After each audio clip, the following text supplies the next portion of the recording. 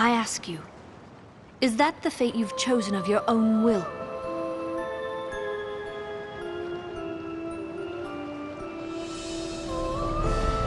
You are arisen.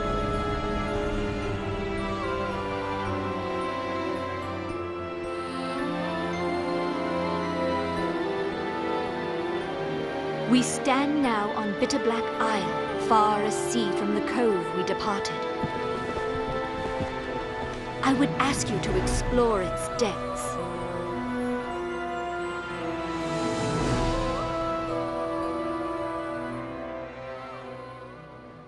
Hey guys, what's up? It's been a while since I made a video. I'm sure some of you guys have been wondering what's going on. I've been doing a lot of streaming lately. And until Dark Souls 2 comes out, I'm probably going to be somewhat on hiatus. But just so my YouTube viewers don't think that I'm completely leaving them out in the cold, I thought I'd go ahead and throw up a video of something I came up with. I've been playing a lot of Dragon's Dogma the last couple weeks, and I have the Dark Arisen version, which is basically the expansion. And while I had fun playing the original, like the vanilla Dragon's Dogma, but when I came to Bitterblack Isle, which is the new area, I really found something a bit different that I wasn't expecting. And not only did I think that a lot of the Dark Souls players who have never played Dragon's Dogma might enjoy it, I thought that this challenge might be fun for somebody who is a veteran of Dragon's Dogma, who may be looking for something new, or thought that the game is a bit too easy nowadays, is looking for some way to spice it up. So before we get too far in the video here, I want to go ahead and go over the rules of the challenge and get it out of the way. Obviously, veterans of Dragon's Dogma are going to know really what's going on as I give the rules and explain what's going on screen. Players of Dark Souls who have never actually played Dragon's Dogma, or anybody else who may have found this video, will probably be a little bit lost as I explain things. But this is going to be a pretty long video, so as we play through, I'm not going to just comment on what I'm doing on screen. I'll probably try to cover some of the basic mechanics and stuff behind Dragon's Dogma. My thought is that players that have been on the fence about whether to get Dragon's Dogma will be able to watch this and kind of get an understanding of how the game works and what it is that I specifically like about it, and it might be something to help with their decision on whether or not it's worth it for them to buy. So in a nutshell, the idea of this challenge is to make it as far as possible in Bitterblack Isle with a fresh character on normal difficulty without doing any of the old world content. Bitterblack Isle is extremely difficult for a new character, but the quality of the drops makes it possible to get geared up really quickly as well as level up really quickly, provided that you can make it to the chests and also take out the enemies. So rule number 1, you must only do what is necessary in game to reach Bitterblack Isle and go no further. Which means specifically you must reach the encampment, create your pawn, and then defeat the Hydra. At this point, Bitterblack Isle becomes open to you and you must head there. You cannot go past the encampment, you cannot go to Grand Soren or go out into the rest of the world. You can only go from the encampment backwards towards Bitterblack Isle. Now, for players that don't really understand what's going on, that won't mean a lot to you. But for veterans that have been playing the game for a while and understand how it works, will know that that's a pretty hefty rule. There's a lot of things that you can get once you reach Grand Soren, which is the main city of the game, that will make your job easier. For veterans, that means no Demon's Periaps, no Conqueror's Periaps, no Blast Arrows, no Worm King Ring. What else does it mean? No using the Black Cat to stack up on Liquid Vims or anything like that. These items, at least the consumables, are available on Bitterblack, but not in unlimited quantities. Meaning that adds a really big level of strategy because you're not going to see much of them. Meaning when you do get them, you will have to decide when it is best to use them. Now, there's nothing wrong with these items, but the thing is they really do mitigate a lot of difficulty because they're so powerful that it ends up being used as almost a crutch. And I hate using that word, and Noxella's watching this. He's going to smile when he hears me say it. But, I mean, in general, they're really powerful, and they really have their use in game. I mean, it makes boss fights go a lot quicker when you want to farm for bosses and such. But for the purpose of this challenge, they are not going to be allowed. Meaning you have to find a way to defeat Bitterblack Isle without relying on a lot of the things you probably normally rely on. Rule number 2 is that you must play offline and only use your own pawn. You may not recruit other pawns, especially other players' pawns, nor are you allowed to put your pawn online for others to use, as these things negate most of the challenge. Again, Players that don't know what's going on won't have any clue what this means. Veterans will know, though, that you cannot rely on other people's pawns, which may be extremely powerful. Generally, higher level pawns do cost rift crystals, but of course, if they're on your friends list, they're free. So, going to Bitterblack Isle at level 5 with your own pawn, when you have level 100 or plus pawns with you, obviously will help get through a lot of the tougher areas early on, but this will not be allowed. Now, the only caveat to this is I've done this challenge already. I did it exactly with the rule set I'm giving you. Now, one of the things that you come across is the fact that rift crystals aren't as easy to get if you don't have a pawn being used by other people. So you have to rely on getting rift crystals by playing the game. And what I found early on during my first challenge is I was getting more cursed items than I was having enough rift crystals to purify them as I got them. So it became down to being very careful about what I purified. I couldn't just purify everything I got the instant I got it. I had to save up rift crystals, sometimes I had to farm, and sometimes I just decided I wasn't going to use the cursed item because it probably wasn't going to be good enough to warrant me using all the rift crystals. Now, for the purpose of this challenge, I have let my pawn go online. In fact, I rented my own pawn out on a second account and gave her a little bit of rift crystals to get started. But that is only because I'm doing this on video and I need to make it as short and easy as possible for the video's sake, instead of actually, you know, farming 5 or 6 times longer than I normally would. But if for someone who's looking for a challenge, I absolutely think you should stick to Rule 2 very strictly. The other thing is, obviously when you rent your pawn out, people can give you gifts, so you don't want to get a God's Bane or a Worm King ring or anything like that as a gift, because again, that mitigates the challenge. So as far as the rule goes, that's it. It may not sound like much for people who don't know much about the game, but for those who are in the know and understand exactly what I'm talking about, you realize that's actually a pretty hefty rule set.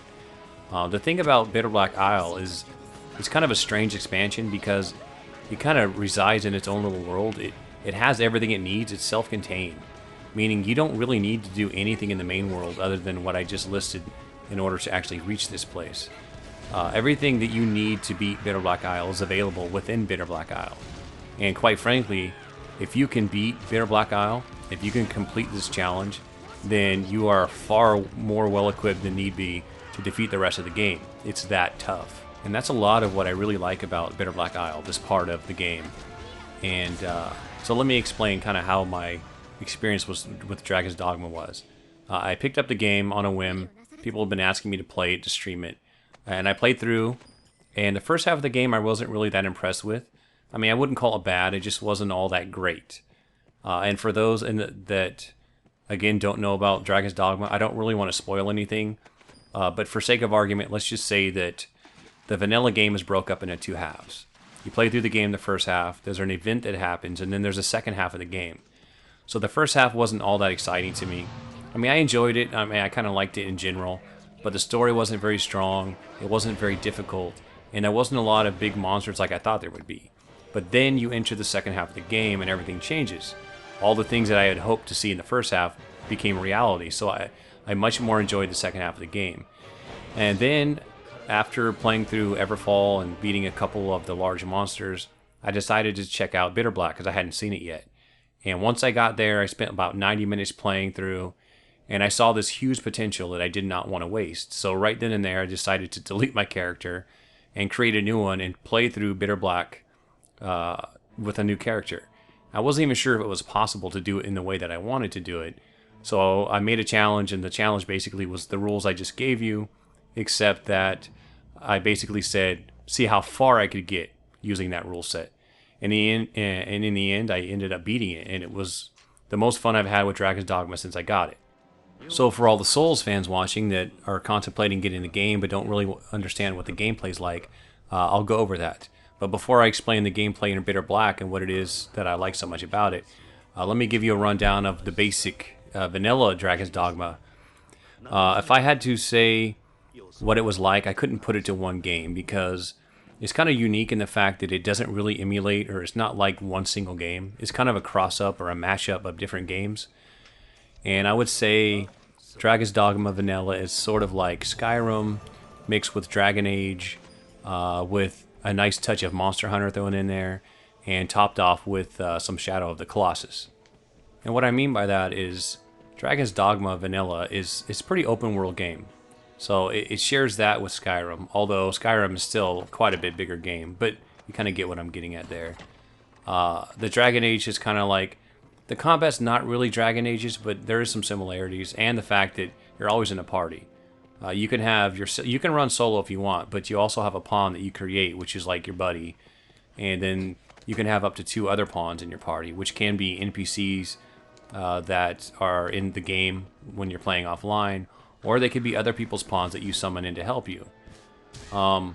It's got a very Monster Hunter feel to some of the combat, as well as the upgrade system and the gathering system is very much like Monster Hunter. When you want to upgrade weapons and stuff, you need parts from monsters, and a lot of those parts can be very rare, and you'll have to kill a lot of monsters to get them. You actually have a pickaxe, and you can mine ore deposits, which is straight out of Monster Hunter. And like I said, some of the combat is very reminiscent of Monster Hunter, the AI and such. And then at the very end, like I said, Shadow of the Colossus, it's got a climbing system, which can be a lot of fun, but also can be quite annoying until you understand how it works, because the camera and how your character moves relative to the monster, it's kind of confusing and irritating, but once you get the hang of it, it's pretty fun. So for the Bitterblack portion of the game, it does obviously share some of the same mechanics that the vanilla Dragon's Dogma has, but it's also quite a bit different in other ways. It's so different that at times it feels like a completely different game, and this is one of the reasons I really like it. In fact, the whole idea of this challenge basically is to treat Bitterblack Isle as if it was its own game. And like I said, the only reason that you're in the beginning of Dragon's Dogma Vanilla is because you have to do a couple things just to get here. But once you're here, it's almost like you're in a completely different video game. It's less like Skyrim, and it actually has more of a Dark Souls influence. I wouldn't say it's copying it, but there's definitely some influence that you can see where I'm pretty sure that Capcom took a few hints from Dark Souls. A lot of complaints they got early on for their original Dragon's Dogma that was a little bit too easy. Now they did add a difficulty mode later down the road, but that was only like a kind of a band-aid fix. This game is brutally hard, just like Dark Souls. The same kind of idea. Once you understand it, once you've been through the area, it gets a little bit easier. But if you're going through blind like I did, then it's definitely difficult. There's also quite a few things that mimics Dark Souls. In fact, the mimic itself, there are mimics in this game. And even worse than Dark Souls is, you can't tell which chests are mimics, and by the time you find out, at low levels, you're pretty much dead. So they're kind of a little bit randomized. There's also, it's somewhat linear, but there are other paths to take. There's shortcuts, and you can bypass certain areas once you unlock the shortcuts. So there's just a lot of little things that you'll pick up that seem kind of like Dark Souls. Now, don't get it in your head, Dark Souls fans, that if you're playing this, if you blink your eye, you're all of a sudden going to be like, whoa, I thought I was playing Dark Souls. It's not quite like that. But there is a big influence. And if you like the Dark Souls style gameplay, I think you'll find a lot of stuff in here very similar to it and probably somewhat enjoyable. So I didn't mention this exactly before, but what made this challenge really difficult and fun for me was that not only did I come here with a low-level character, I also did it blind. I did come over here for, like I said in the beginning, an hour or 90 minutes or so, but I didn't really get very far. I only got into the first couple areas. And since I saw what potential there was, and I decided to re-roll, I actually went through this entire challenge blind. So on top of not being that good at Dragon's Dogma at the time, and not really understanding everything about the mechanics, I kind of had to learn it all as I was playing through Bitterblack. So the good thing is that even though I've only been playing Dragon's Dogma for 2 to 3 weeks, I'm already fairly competent at it because I forced myself to come through here at a low level. And in order to do that, I had to get my skill level up to a certain minimum. Now, I definitely wouldn't consider myself a veteran player, because time-wise, I still haven't invested, anywhere near the amount of hours that I have in other games. But I definitely know enough about the game to get around. So I'm sure some of the veterans watching this are going to see me do things and be like, well, why didn't he do this? Why didn't he do that? But remember, I'm less than 3 weeks into this game, so everything I'm doing, I've kind of picked up as I went. So now that I kind of got all the intro out of the way and explained a little bit about Dragon's Dogma for those that have never played it, I'll focus a little bit more about what's going on screen now. So you're seeing me run around killing a bunch of the animals and looting a bunch of these random chests floating around. This area is called Dusk Moon Tower, and it's kind of like the first relatively safe area in the game. It's the only area that really has friendly creatures, or creatures that are not necessarily friendly but will not eat your face off the instant you see them. And the reason I'm killing them, because you're noticing I'm getting really crappy EXP, is due to something called discipline points. And I'm not going to be able to, in the scope of this video, be able to explain it exactly. But in a nutshell, I'll try to give you a quick rundown. In Dragon's Dogma, you get experience and discipline points. Experience obviously is what makes you level up. And you probably have no doubt noticed that when I'm leveling up, it doesn't give me an option to change anything. Because in this game, you don't get an option. There aren't any stats you have direct control over. The way that your stats are controlled are what class you are as you level up. I am playing a mage right now, so every time I level up as a mage, I get a certain amount of health and stamina and magic power, defensive power, etc. Until I change classes, I will always get the same amount for the first 100 levels. From level 101 to 200, you actually get a different amount. They scale it down a little bit. So when you build a character in Dragon's Dogma, you can control your stats by what class you are. But the good thing is you can change classes at absolutely any time. You just have to go to an inn or the right NPC that allows you to do it. So while you can't necessarily say, I want to upgrade my strength or my hit points this much, this level, you could say, okay, I want a lot of hit points, so I'm going to play a class when I level up that gives me more hit points. It's a little bit more in-depth than that, but that gives you an idea. So right now I hit level 10, and level 10 is the absolute earliest level that you can change classes, and I want to switch to a sorcerer. And so the last thing I want to do right now is level up, because if I level up again, then I get the stats that the mage would give, and the sorcerer gives more magic power stats as far as offensive power. So the reason I'm killing a lot of little animals is the way discipline points work. Discipline points are like a second experience pool that is specifically related to your skills. So when you change, I say class, it's actually called vocation. So each vocation has 9 ranks, and as you get more discipline points, you get access to more and more skills that you have to buy. So the way it works is those discipline points come at a specific percentage of your experience points based on how much experience you're getting for the creature you kill. So I don't remember the exact numbers, but basically anything under 100 experience per kill, you get the highest percentage of discipline points. Anything from 100 to 1,000 experience points gives you a little bit less percentage, and anything over 1,000 gives you the least amount of discipline points as far as the ratio is concerned. So the trick is, and it could be a little, I wouldn't say overwhelming, it could be somewhat frustrating and kind of convoluted at first until you really get the hang of it. But the basic idea is, right now I want to level up as a sorcerer. I don't have enough discipline points to buy into the sorcerer. So the only way I can do that without wasting another level as a mage is to kill a lot of low experience creatures that will give me a higher ratio of discipline points. And then once I get enough discipline points, and you'll see me check off and on, I will be able to go level up as a sorcerer. And then at that point, I really don't care, because I'm going to be a sorcerer for a long time. So it actually goes into a bit more depth than that, but I won't cover that just yet, because I don't want to just completely swamp you with information that some of you players may not have no clue what I'm talking about. Later on, I'll discuss it though. The other thing I want to do is talk about how loot works in the game. Most of the loot that you're going to get comes from chests or quest rewards, or something called cursed items, which I'll discuss a little bit later. Monsters don't actually drop weapons specifically or armor, or they really don't even drop consumables. What they drop are pieces of themselves that you can use to upgrade.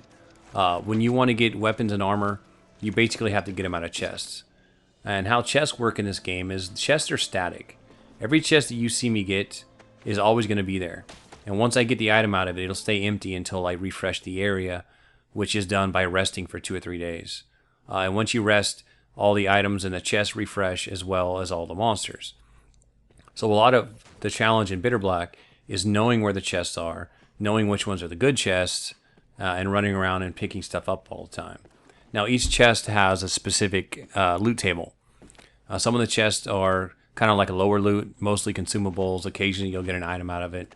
Some of the other chests have really, really good items on the loot table, but they're pretty rare. So you like, say for instance, a chest might have 10 items in the loot table, and you might have like a 40% chance to get the lowest item, a 20% chance to get the next one, and so on and so on. And so the item you really want may be only a 2% chance to ever get it out of the chest. And there are ways to manipulate this called save scumming, which I will go into later because I do it here in a little bit. But early on, you're not really going to worry about this. But overall, that's how chests work. Now, there was something unique to Bitterblack Isle, and that is curse gear. And you've probably seen me pick a few of them up. Curse gear looks kind of like a bundle of grapes. At least that's what I think it looks like. That is gear that you must purify before you know what it is. And that's what I'm about to do right here. This is what Ulra does on top of everything else she can do for you. She actually can purify the gear and turn it into something. So you're never going to get like top level gear in this game that you can't or that you don't purify first. In fact, most of the stuff out of the chest is just kind of basic loot, or some of it is actually almost as good as some of the top gear that you can get in the vanilla game. But the specific gear that you get from Bitterblack that's new to the game can only be gotten through Purifying. And so Purifying is somewhat complicated. It took me a while to kind of understand it and wrap my mind around it. But it works kind of like this. You get this item that says something like Curse Novelty, Curse Gear, Curse Armor, Curse Weapon. You don't know what it is yet. It's just a weapon or a piece of armor. When you purify it, it costs a certain amount of Rift Crystals, which is the things I was talking about in the beginning that normally during the challenge you would have a very limited amount of until you could farm higher levels of them. But it costs you Rift Crystals. And then when you get it, when you actually purify it, the item that you get is based off the vocation that you and your pawn are. As you saw that I just got a Daggerist band and also a Staff Enchanter's band. Now the reason I got those is because they fit the vocation that me and my pawn are. Now the important thing to know is that you can manipulate that to an extent.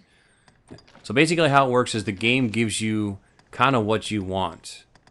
It doesn't necessarily give you the exact item you want, but it gives you items that are usable by your vocation. So to explain that a little bit more in depth, there are 9 vocations in the game, and there are 3 colors that go with those vocations.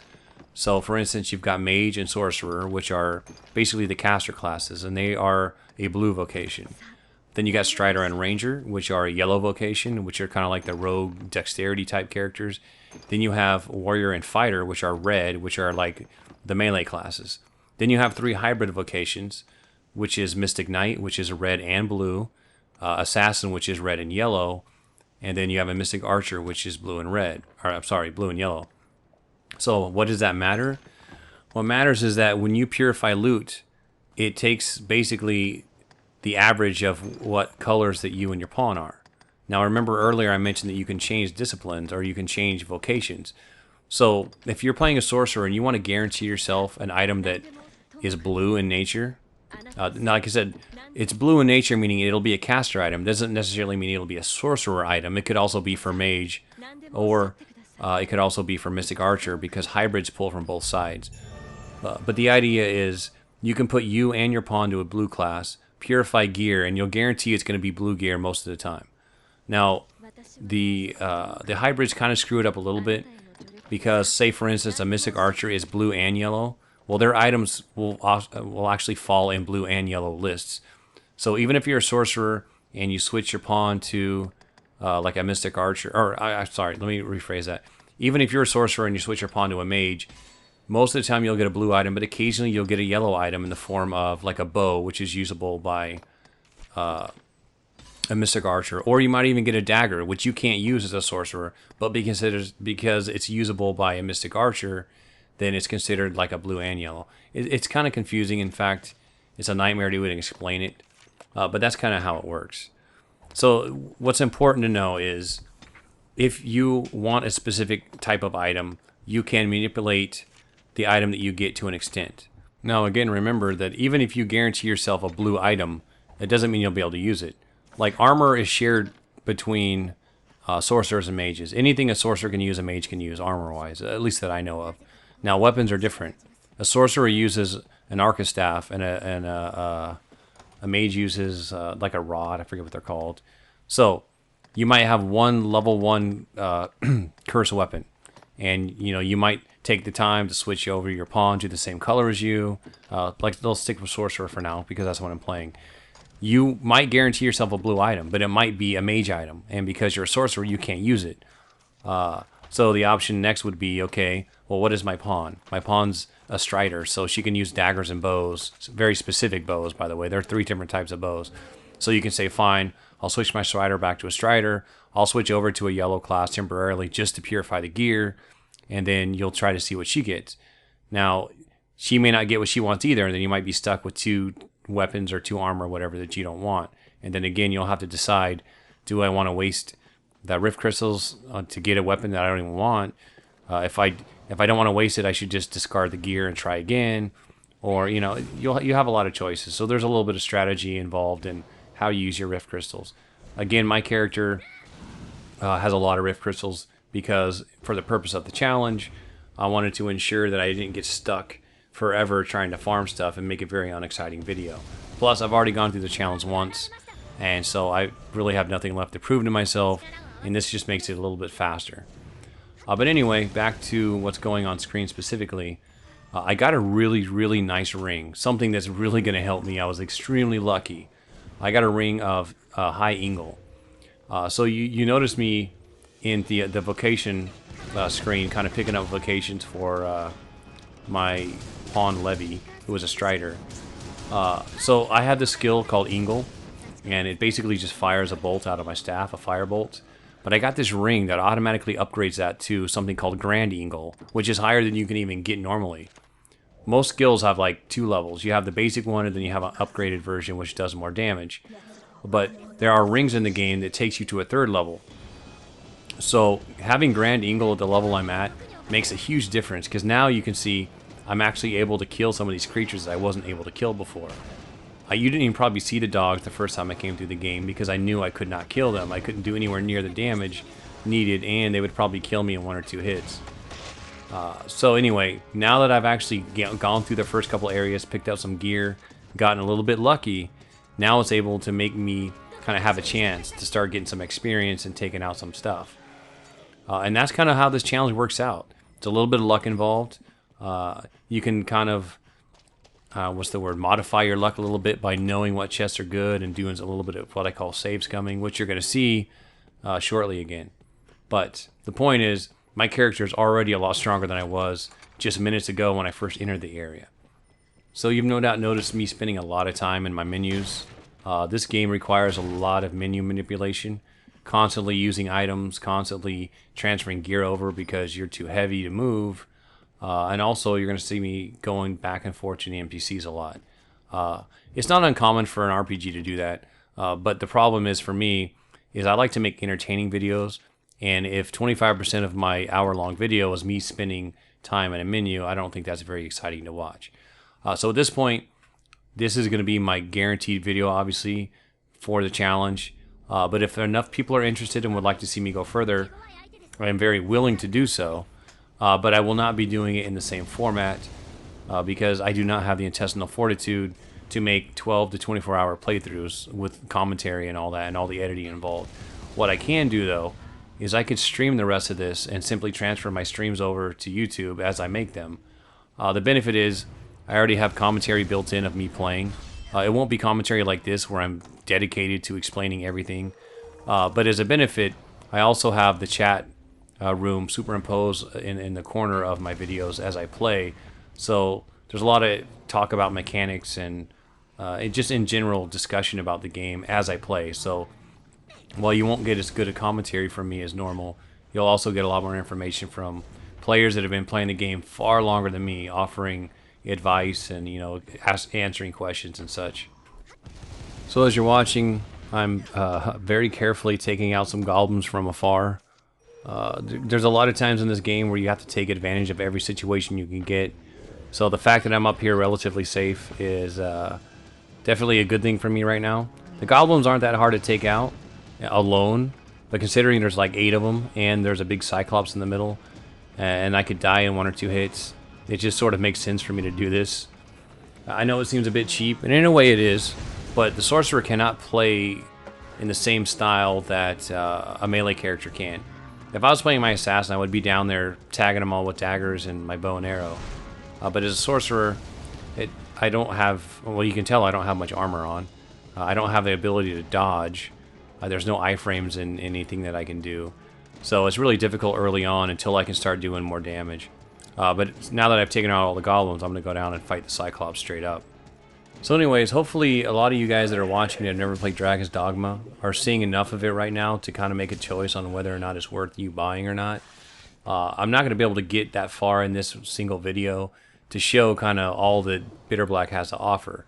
But what I can tell you is kind of what's in store for you and how the basic whole island, I guess it's an isle, is laid out. And basically how that is there's 3 major sections in Bitterblack Isle. At the end of each section, a shortcut will open so that you can access the next section from the beginning without having to go through each section every single time. Each section has its own boss, and then you can't get to the next section without taking out the boss because he guards a door that will not open until you defeat the boss.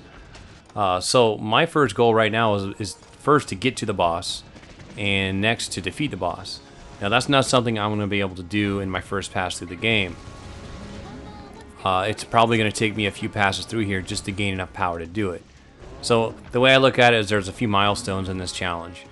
The first challenge is making it to the boss, which is there's another door that is blocked and needs to be unlocked by something called a void key. And to get to the void key, which you'll see me do later, I have to make it through a fairly difficult area just to access the key. Then once I get the key, I can open that door, which eventually will lead to the boss. And then once I defeat that boss, I open up the next area, and then it starts all over again. I have to work my way through a bunch of different areas, find another void key, open the door, and then work my way down to the next boss, and so on. And then, if that's not enough, once you defeat the final boss of the third area, then it kicks you back to the beginning, and you get to do it all over again, except it gets tougher. You beat the boss the first time, but he becomes more powerful. So you actually have to go through the game twice, a la Ghouls and Ghosts, Ghosts and Goblins style. I mean, this is Capcom, remember. So while you're going through the game the second time, remember that it's not really the same. It's a lot tougher. The enemies change, the drops change, you get better gear the second time through, but the enemies guarding everything is a lot tougher. So that's basically the way the game is laid out. There's a lot of secret areas all mixed around. So there's just a ton of stuff to do, and I had a ton of fun playing it. I really wanted to do commentary for this whole entire video, but I want to get this video out before the weekend, and I've been really busy lately, and I don't think I have the time to spend, you know, commenting any more than I already am, because it takes me a while to do commentary. I've talked about it in other videos. So I'm kind of short on time. So what I'm going to do is let the next half hour of the video play out without my commentary, and you'll see me get further in the game. You'll see me do something called saves coming. You'll get to see a couple different areas in general. But anyway, I hope you guys enjoy the video. I hope some of you veterans Dragon's Dogma players kind of take it upon yourselves to try this challenge out. I've seen a few message boards and Reddits making claims that something like this is not possible, but as I've already said, I have done this challenge. I've completed it. I have witnesses on stream that have watched me do it live, so it is possible. It's very fun to do, but it is not for the lighthearted. So anyway, guys, take it easy, and I will catch you next time.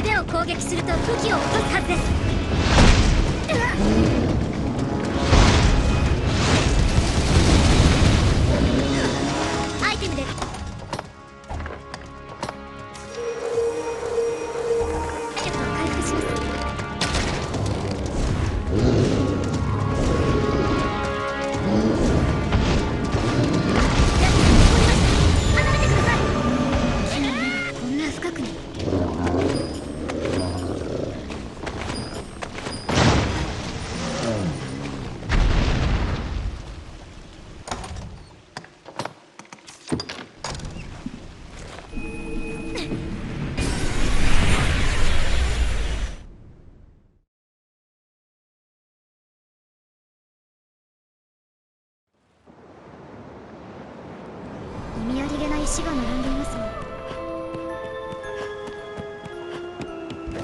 なぜかここは息苦しく。私、ともかくあなたへのさ。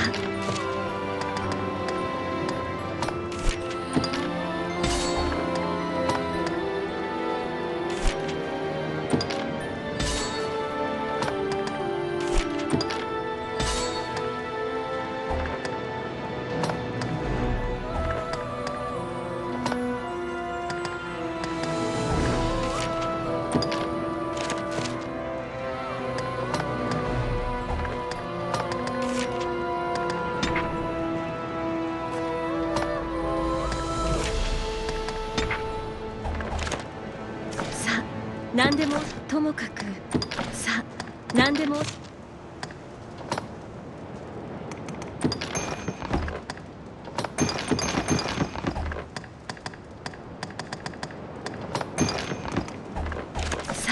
ともお気をつけて。こ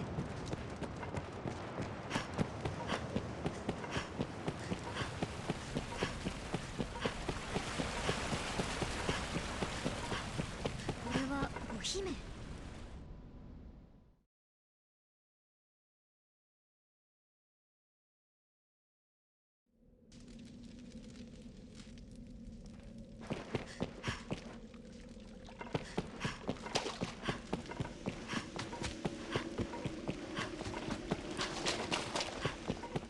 差し込む月明かりが幻想的ですね。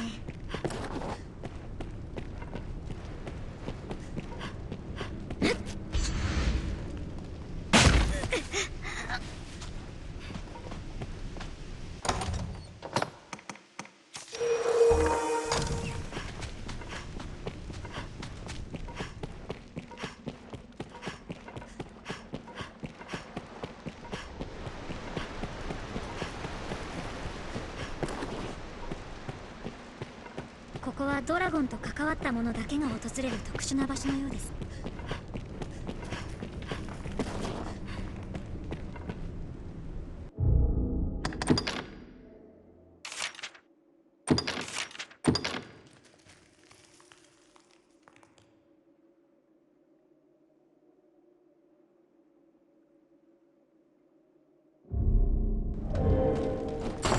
何かあるようです。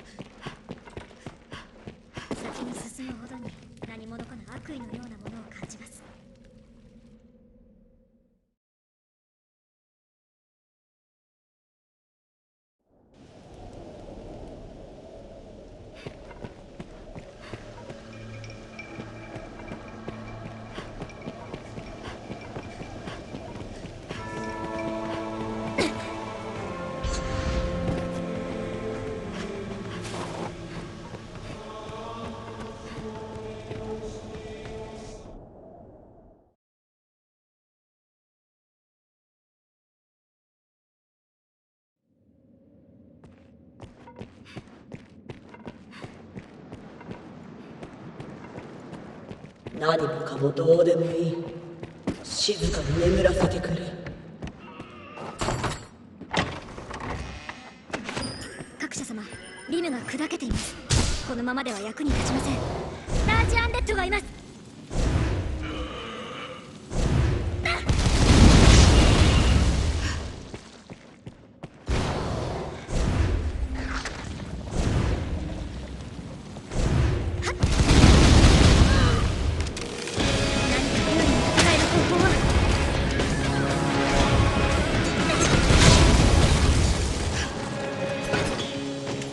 力を合わせた結果です。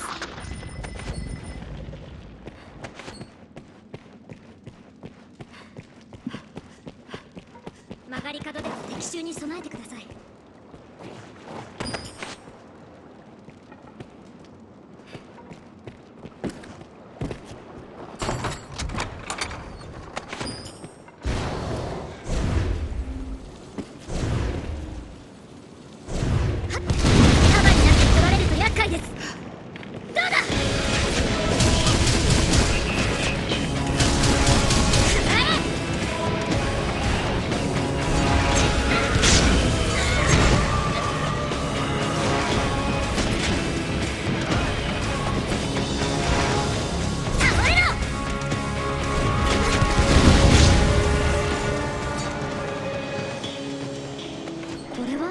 入手しておきます。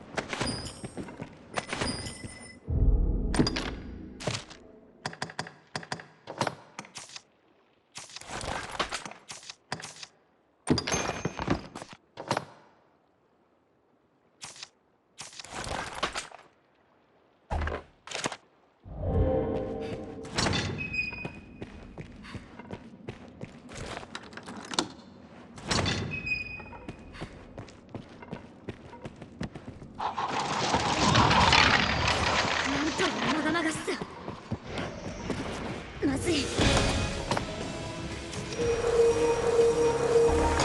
勢です。このままでは倒れそうです。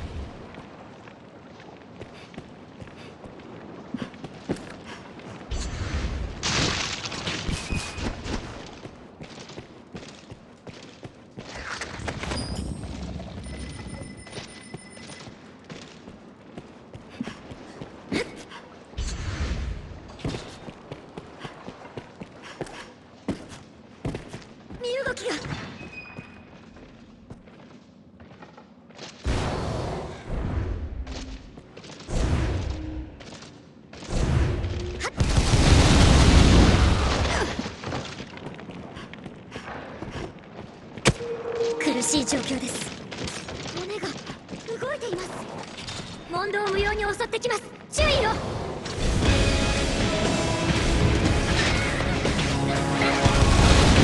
身動きが。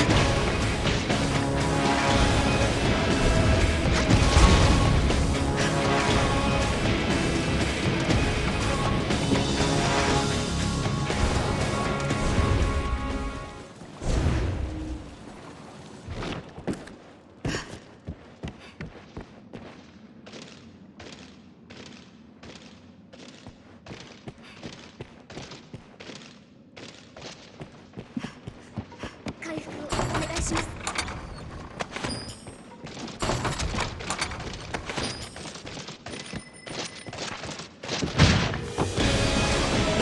なんという不手際。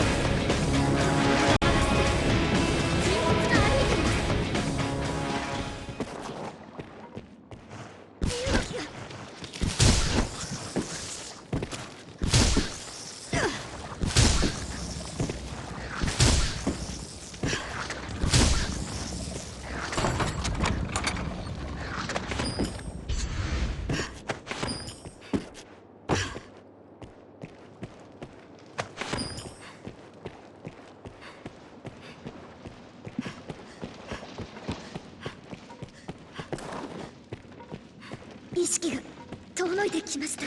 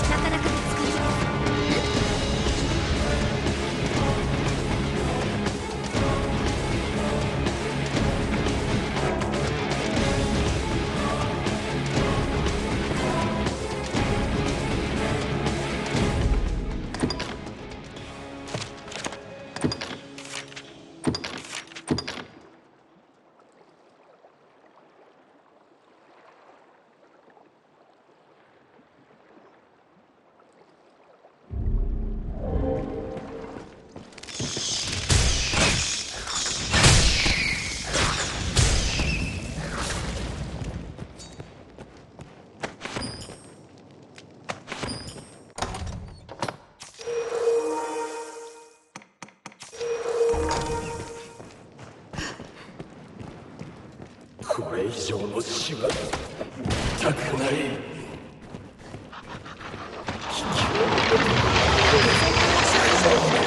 狙おうとしたスケルトンブルートです。頭部を狙ってみます。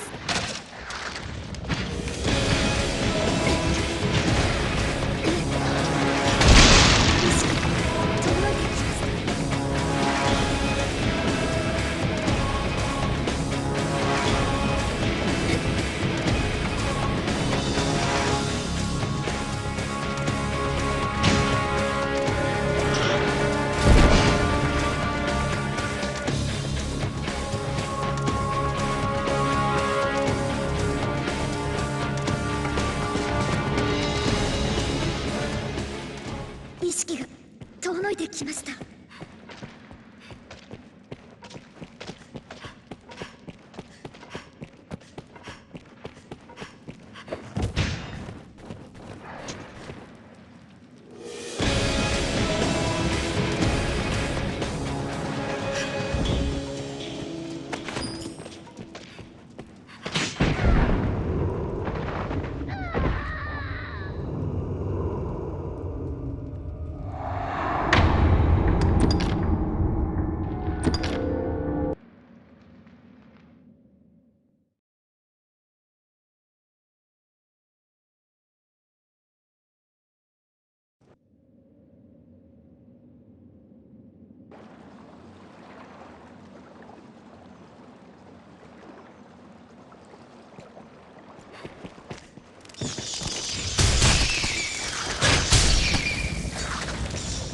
何かあるようです。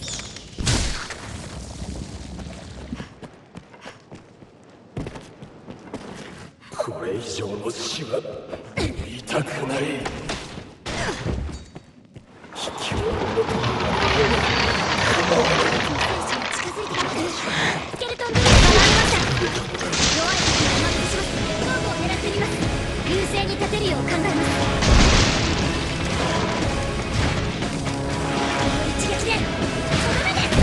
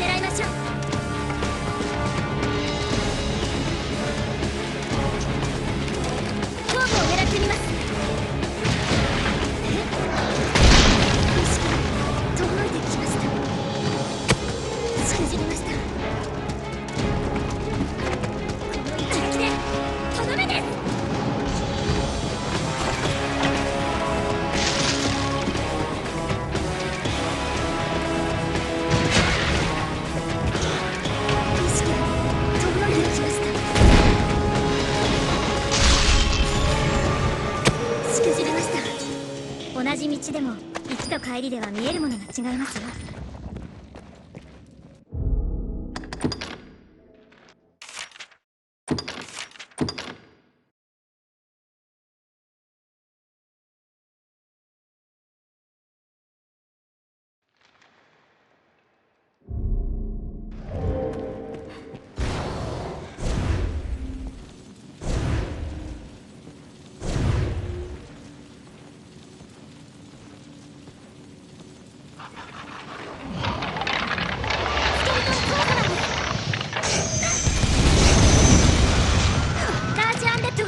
バラバラにしてやりましょう。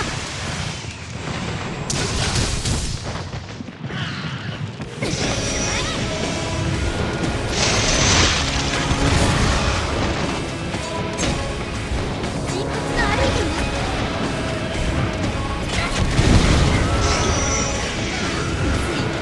絶戦です。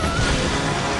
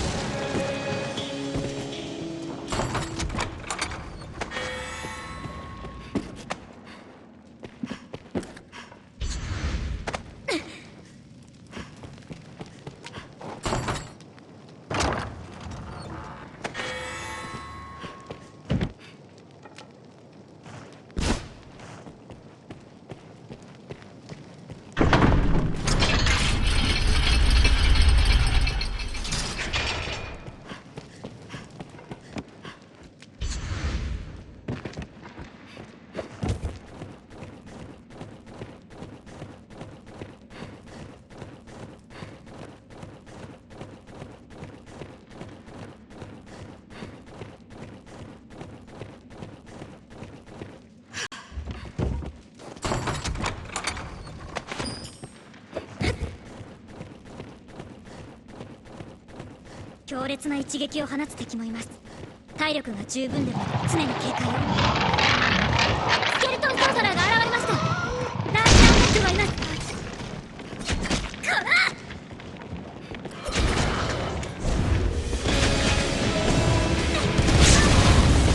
力を合わせた結果です。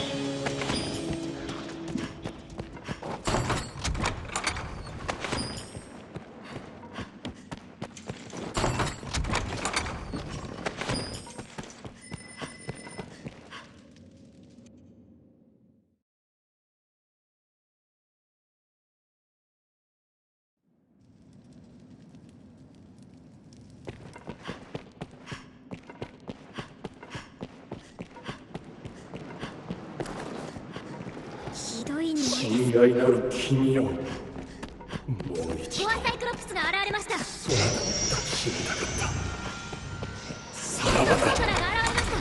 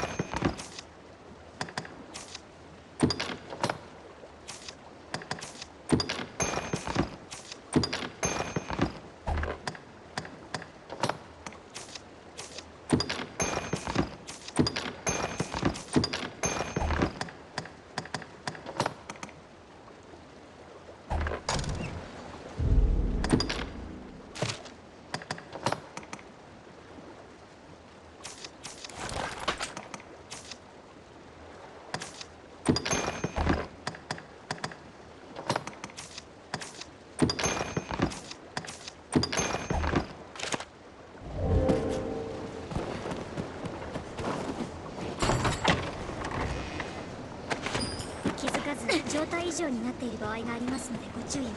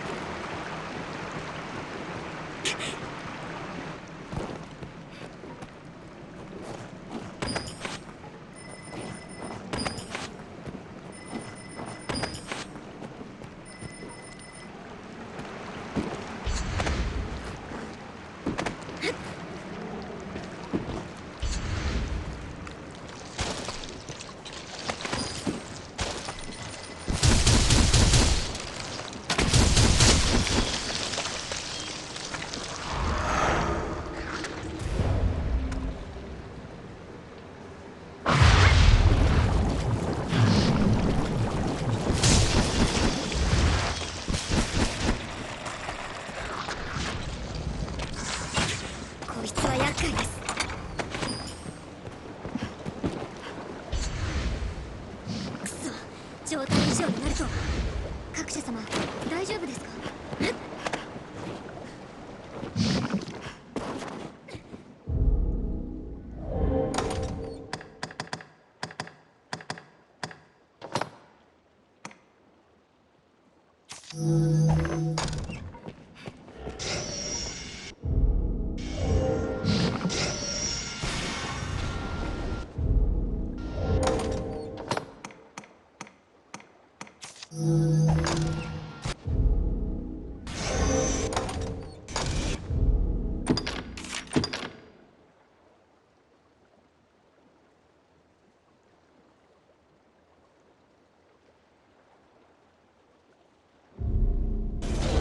我々ポーンは知識を得るほどに様々な行動を取れるようになります。ゴアサイクロプスです。弱い時はお任せします。数体ばかり大きくとも、このままでは倒れそうです。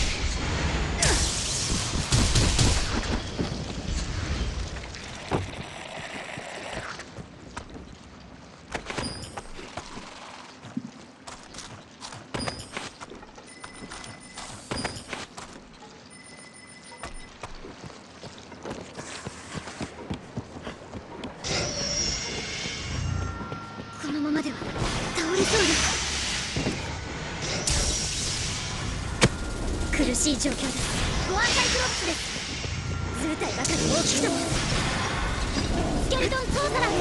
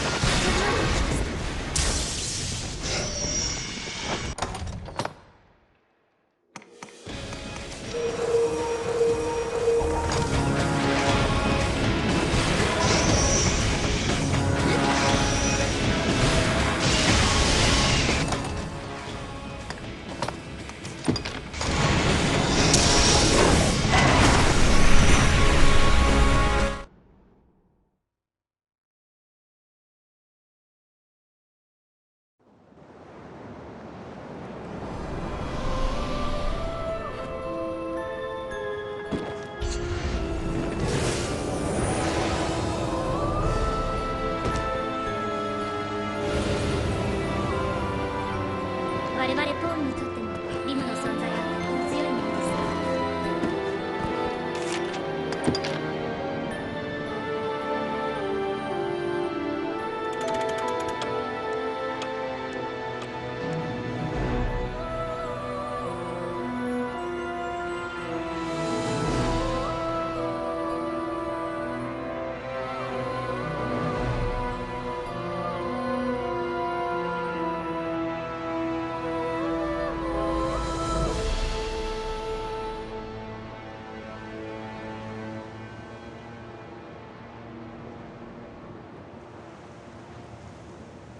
無理せず休息を。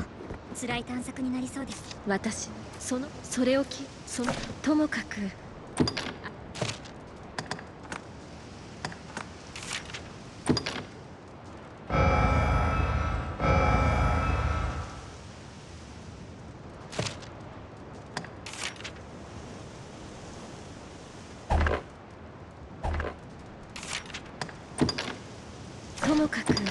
お気を。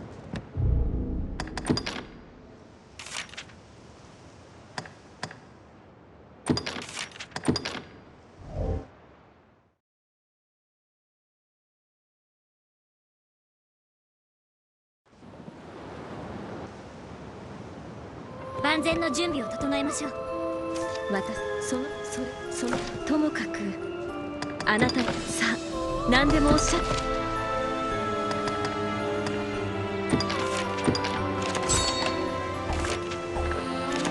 さあと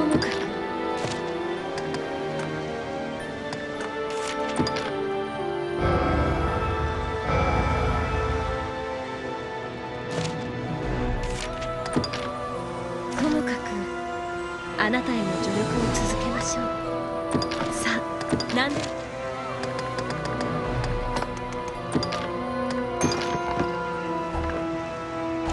あ何でもおっしゃって。ともかくさあ何でもおっしゃってください。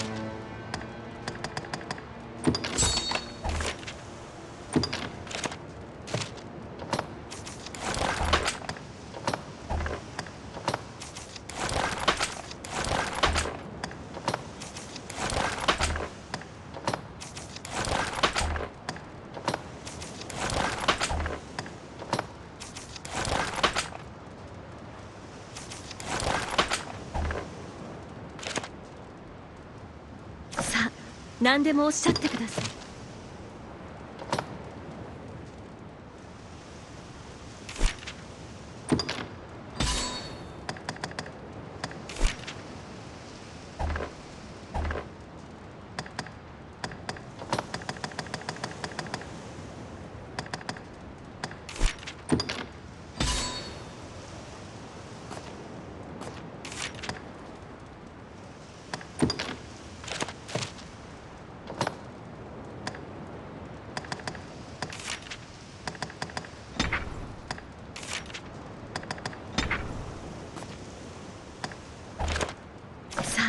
何でもおっしゃってください。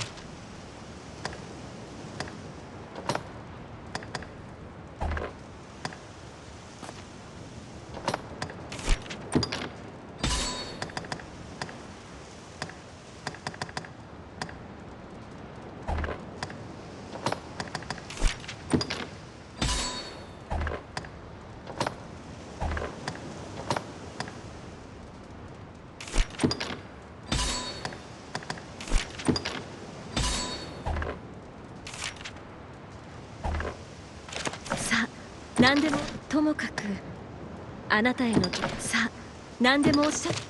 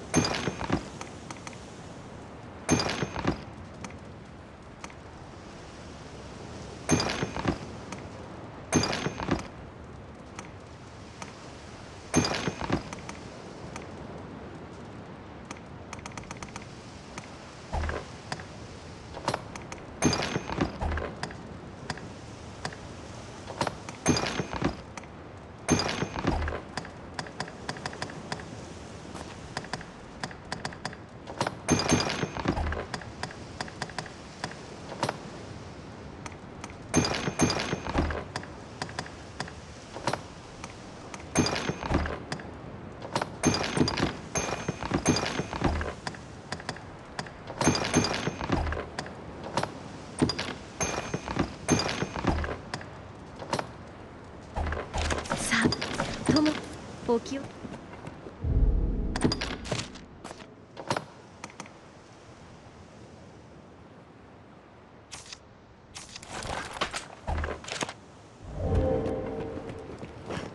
こにずっと住んでいるのでしょうか。重々しく悲しい空気を感じます。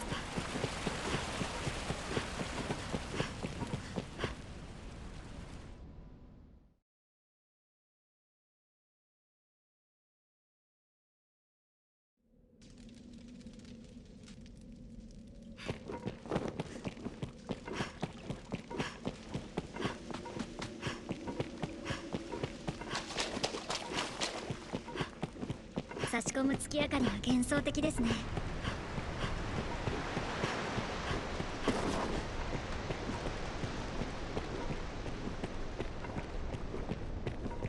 ここはドラゴンと関わった者だけが訪れる特殊な場所のようです。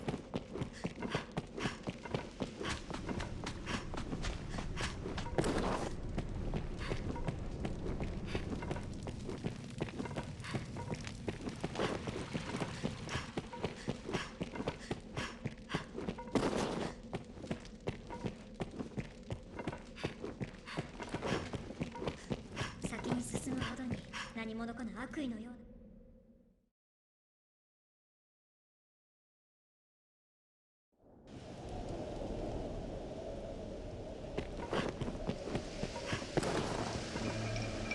あんたここここもまあさて